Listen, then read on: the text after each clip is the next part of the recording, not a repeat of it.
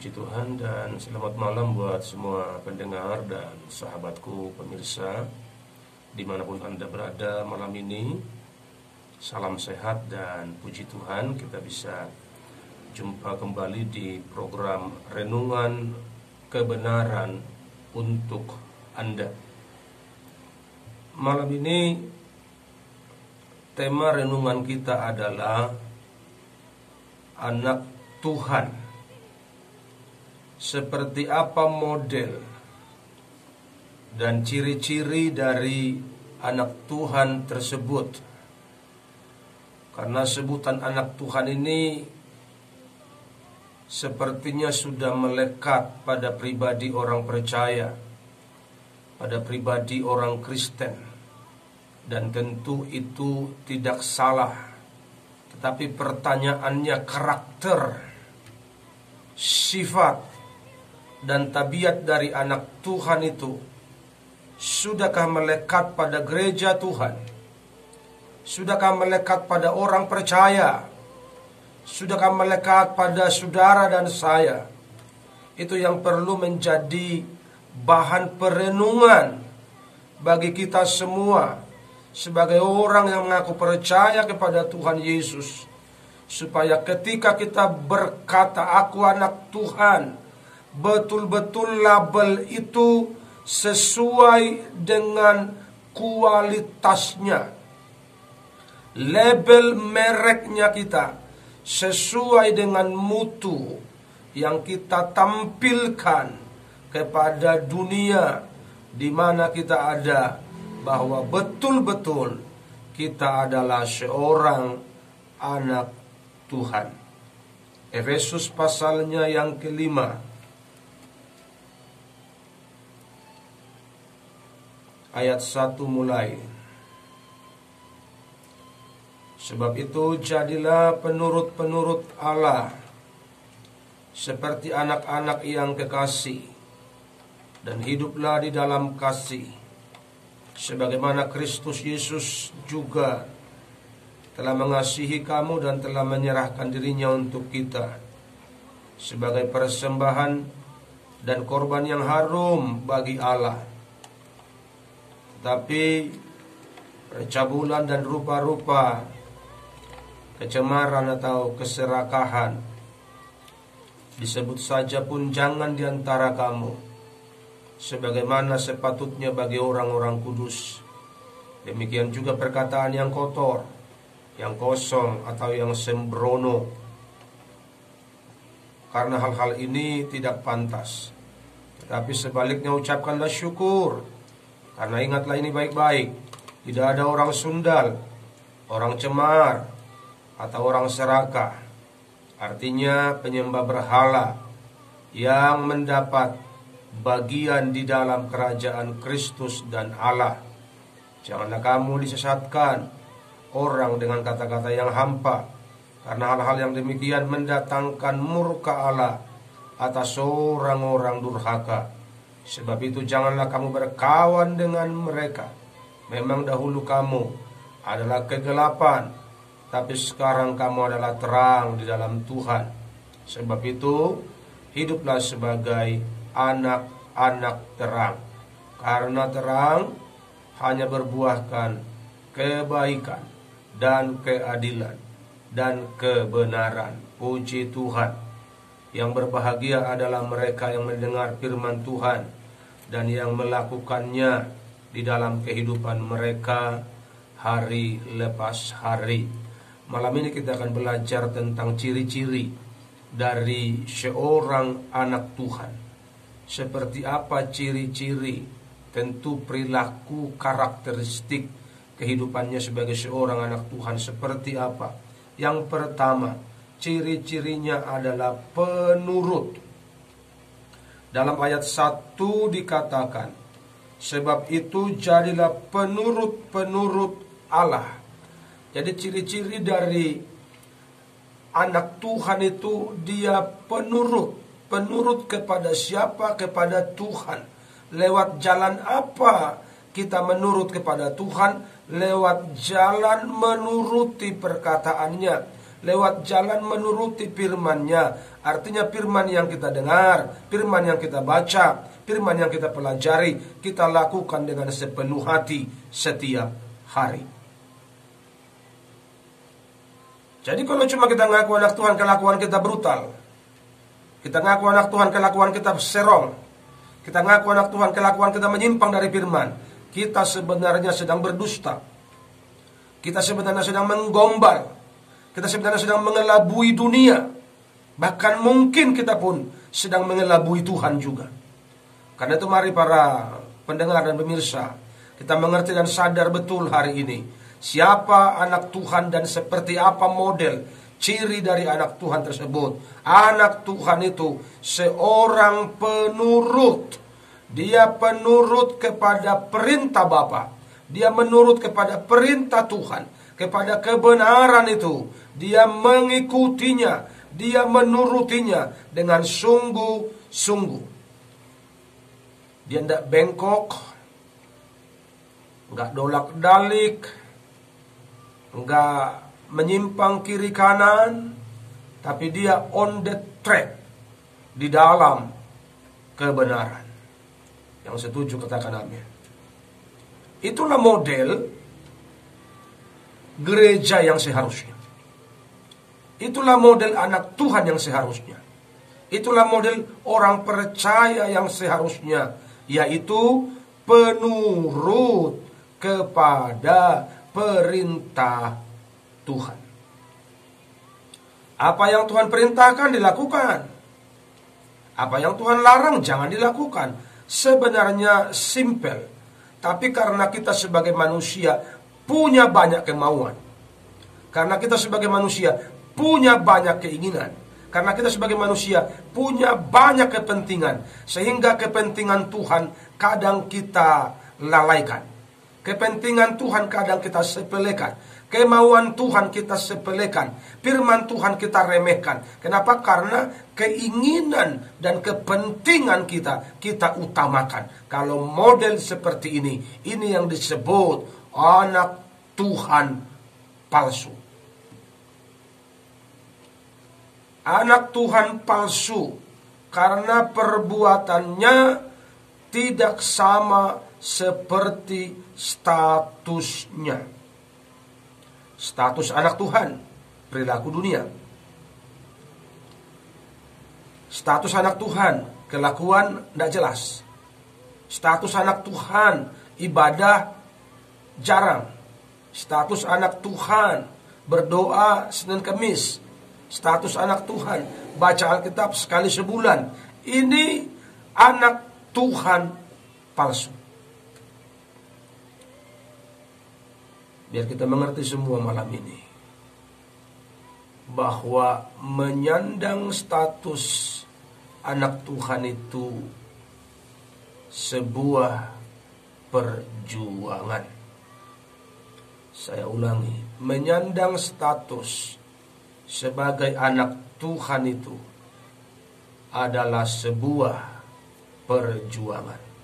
Dan tentu harus diperjuangkan dengan sungguh-sungguh supaya status kita menjadi status yang termulia, supaya status kita menjadi status yang terhormat, karena perilaku sama, perbuatan sama, gaya hidup sama, betul-betul gaya hidup anak Tuhan. Haleluya. Kalau kita sudah menjadi penurut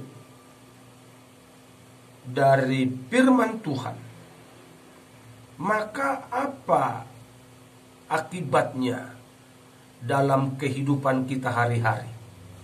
Ini akan terlihat, saudara-saudaraku sekalian, akan terlihat akibat dari ketika kita menjadi penurut dari firman Tuhan. Di dalam ayatnya yang kedua, dan hiduplah di dalam kasih. Jadi seorang penurut kepada firman itu otomatis dia punya kasih. Jadi kalau ada orang percaya tidak punya kasih, itu jelas duniawi, tidak penurut kepada firman. Kalau ada ngomong aku nurut, aku cinta Tuhan, aku takut Tuhan, tapi kasihnya nggak ada, egois melulu, pelitnya kebangatan, itu bohong besar. Karena perbuatannya itu akan menunjukkan dia seorang penurut kepada kebenaran apa tidak. Alkitab berkata, hiduplah dalam kasih. Jadi kasih itu menjadi gaya hidup orang percaya yang jelas-jelas dia anak Tuhan. Jadi kalau tidak punya kasih, perlu dipertanyakan, you anak siapa? Karena anak Tuhan itu dia penuh dengan kasih. Biar kita semua berubah malam ini untuk memiliki kasih Bapa.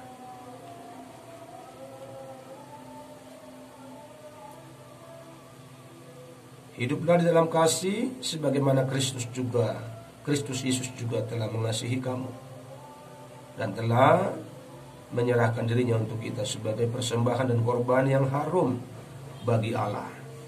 Jadi itu akibat yang pertama kalau kita menjadi penurut, kita punya kasih.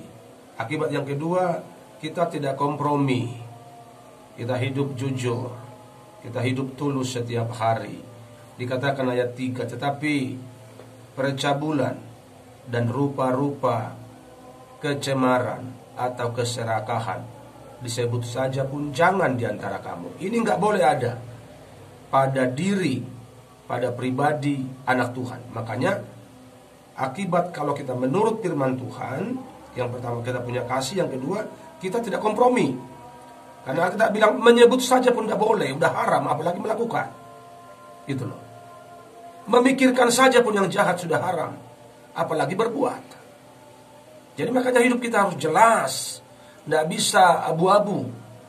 Kita harus menunjukkan bahwa kita anak Tuhan lewat sikap hidup yang tidak lagi kompromi dengan dunia. Jadi kecemaran atau keserakahan disebut saja pun jangan diantara kamu, sebagaimana sepatutnya bagi orang-orang kudus. Nah, jadi yang tidak kompromi itu orang kudus di hadapan Tuhan. Makanya kita jangan kompromi karena kita anak Tuhan. Kalau anak Tuhan sudah pasti orang kudus. Demikian juga perkataan yang kotor. Jadi nggak ada itu anak Tuhan ngomongnya kotor. Anak Tuhan ngomongnya selalu yang jelek. Anak Tuhan ngomongnya selalu yang mengata-ngatai orang yang nggak pantas, mengata-ngatai orang yang tidak patut, mengata-ngatai orang yang dengan bahasa-bahasa yang kebun binatang. Itu tidak ada di kamus anak Tuhan. Jadi kalau ada anak Tuhan ngakunya anak Tuhan, tapi mulutnya kotor, itu perlu dicek. Jangan-jangan dia anak tiri, bukan anak Tuhan yang sebenarnya. Demikian juga perkataan yang kotor, yang kosong. Yang kosong ini omong doang. Jadi anak Tuhan itu nggak usah ngomong doang. Jangan ngomong doang. Tidak perlu ngomong doang, tidak guna ngomong doang. Bicara apa adanya, bicara yang seperlunya. Jadi jangan omong kosong. Biasanya ini penipu yang suka omong kosong ini. Atau yang sembrono. Jadi jangan ngomong sembrono. Jangan keluarkan kata-kata yang gak perlu. Karena kata-kata yang sembrono itu bisa menyakiti orang. Kata-kata yang sembrono itu bisa membuat orang kepahitan. Jadi jangan ngomong yang sembrono. Itu ciri akibat dari kita menuruti firman Tuhan. Itu yang kedua, gak kompromi, jadi gak sembrono. Karena hal-hal ini tidak pantas. Tapi sebaliknya ucapkanlah syukur. Karena ingatlah ini baik-baik. Tidak ada orang sundal, orang cemar, atau orang serakah. Artinya penyembah berhala yang mendapat bagian di dalam kerajaan Kristus dan Allah. Jadi orang-orang yang melakukan hal yang cemar itu, yang duniawi itu, mereka tidak ada di dalam kerajaan Yesus Kristus. Jadi kita harus jelas malam ini, sahabatku semua. Kita harus menunjukkan warna kita yang jelas. Kalau kita anak Tuhan, maka kita harus hidup kudus setiap hari. jadi pelaku firman Tuhan setiap hari, menjaga sikap hidup yang benar. Karena tadi akibat dari kita menurut, kita punya kasih, terus kita tidak kompromi. Jadi itu harus diperjelas dulu malam ini kepada diri kita masing-masing. Kita tidak boleh kompromi-kompromi lagi dengan perkara-perkara yang duniawi, dengan perkara-perkara yang menyimpang dari kebenaran. Jika kita mengaku kita adalah anak Tuhan, maka berkarakterlah seperti anak Tuhan, berperilakulah sebagai anak Tuhan, berbuat baiklah sebagai anak Tuhan, karena itu yang dikehendaki oleh Tuhan. Yang kedua ciri-ciri anak Tuhan itu di dalam ayatnya yang keempat tadi, yang terakhir di situ dikatakan, tetapi sebaliknya ucapkanlah syukur. Jadi anak Tuhan itu selalu bersyukur. Bersyukur kalau lagi banyak uang gampang loh Pak. Semua orang bisa. Tapi bersyukur lagi terdesak, bersyukur lagi keadaan terhimpit, bersyukur lagi keadaan ekonomi yang morat-marit, bersyukur lagi karena kehilangan. Dalam kondisi yang seperti ini agak berat bagi orang-orang yang hidup duniawi. Tapi kalau kita sebagai seorang anak Tuhan, kita pasti akan menuruti firman. Karena firman Tuhan bilang, mengucap syukurlah dalam segala hal. Jadi mari kita banyak-banyak bersyukur hari ini. Selalu bersyukur. Selalu bersyukur dalam situasi apapun, dalam keadaan apapun, baik atau tidak baik, bersyukur. Tidak ada lagi kata persungutan, tidak ada lagi kata gerutu-gerutu, tidak ada lagi kata omelan-omelan, karena itu adalah bahagian dari keduniawian. Seperti ayat-ayat yang saya sudah bacakan di atas, itu bagian dari hidup-hidup duniawi yang menggerutu, yang ngomel-ngomel, yang ngoceng-ngoceng gak jelas, yang suka menyalahkan orang. Itu gaya hidup duniawi. Gaya hidup anak Tuhan selalu bersyukur dalam situasi apapun, dalam keadaan apapun, bahkan dalam keadaan yang tidak baik. Di situ pun kita harus tetap berkata, Tuhan, Engkau baik bagiku. Itu anak Tuhan yang kedua, sahabatku dan pemirsa sekalian. Ciri-ciri yang ketiga dari anak terang, ayat 8 dan 9 saya baca buat saudara. Memang dahulu kamu adalah kegelapan,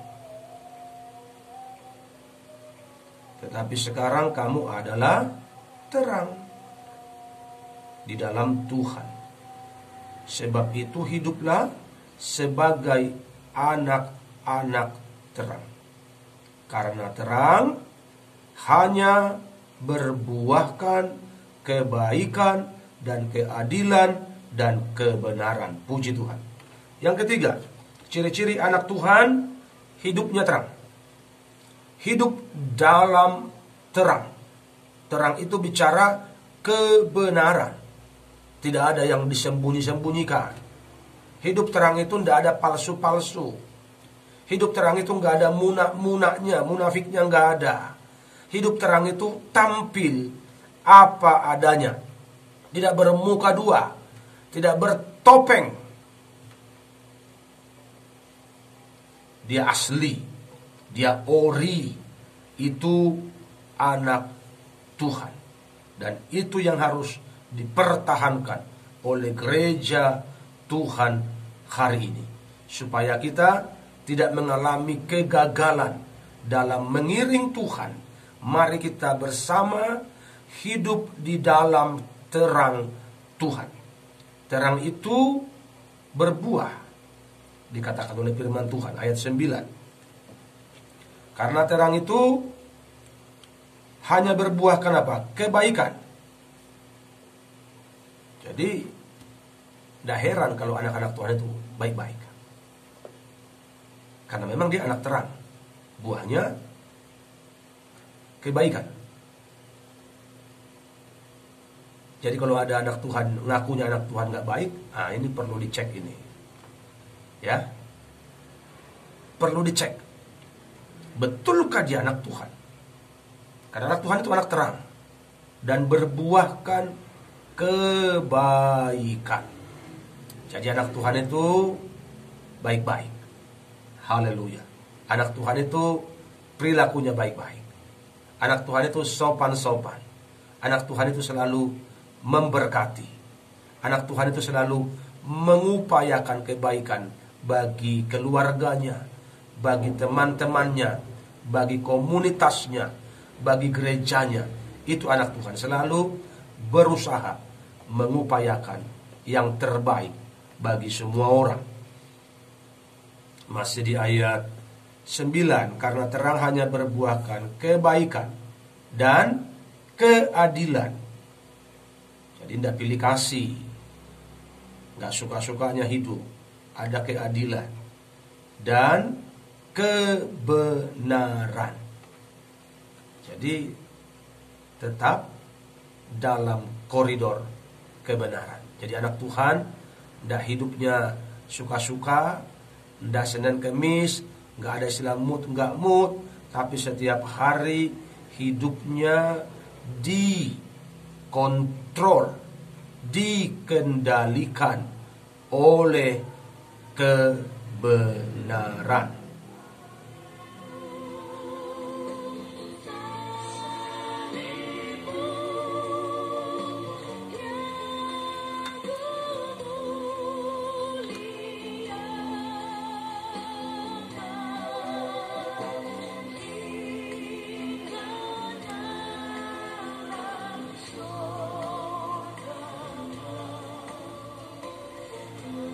Ada kehentian.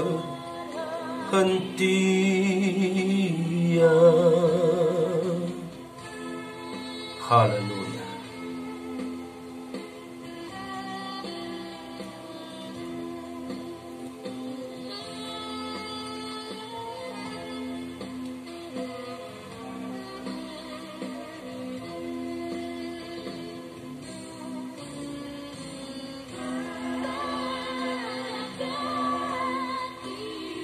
Salibmu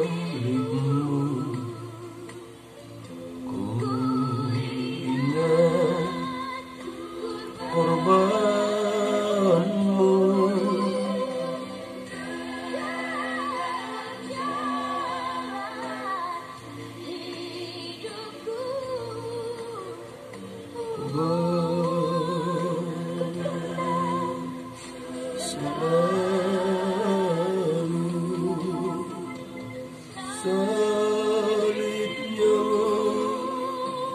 salibmu yang ku muliakan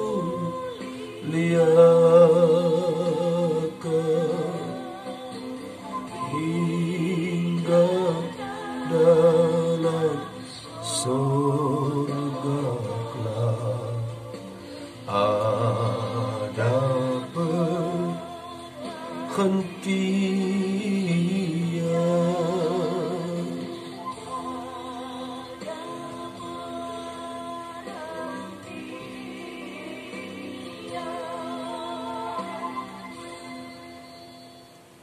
Haleluya.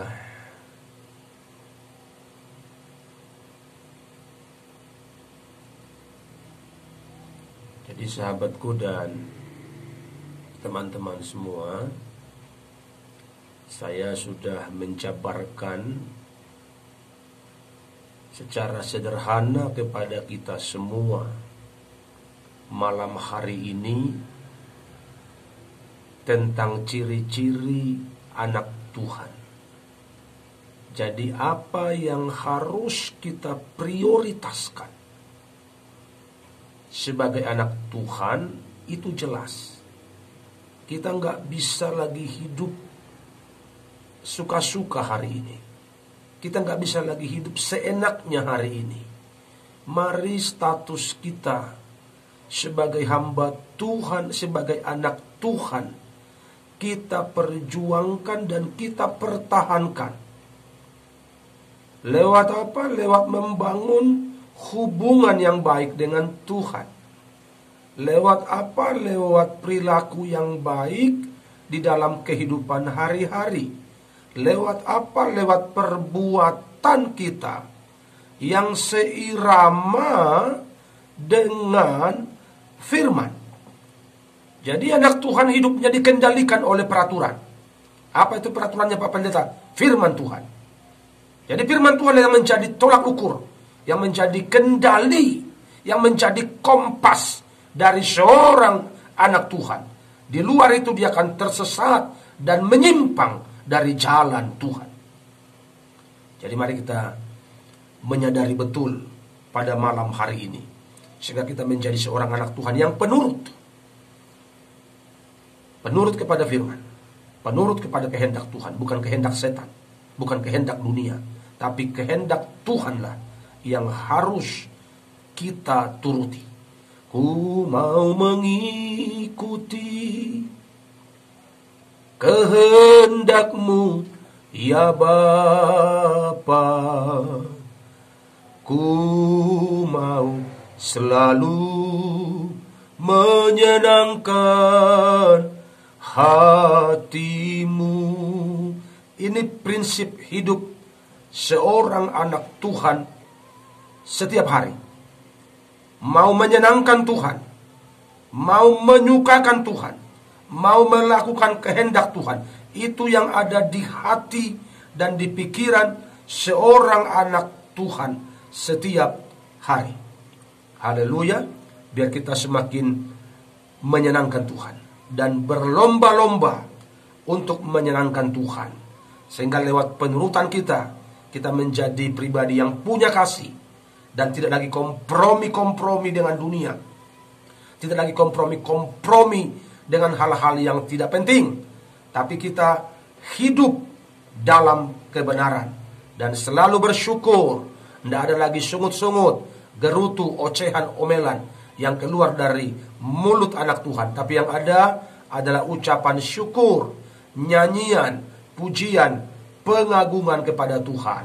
Dan yang terakhir, hidup kita jelas, hidup kita terang, bisa dilihat oleh semua orang. Tidak ada kepalsuan, tidak ada kemunafikan, tidak ada sandiwara, tapi hidup kita terang dan berbuah. Buahnya adalah kebaikan, keadilan, dan kebenaran. Jika ini ada dan melekat pada diri kita semua, maka kita telah berhasil menjadi seorang anak Tuhan yang baik. Haleluya. Tuhan Yesus memberkati.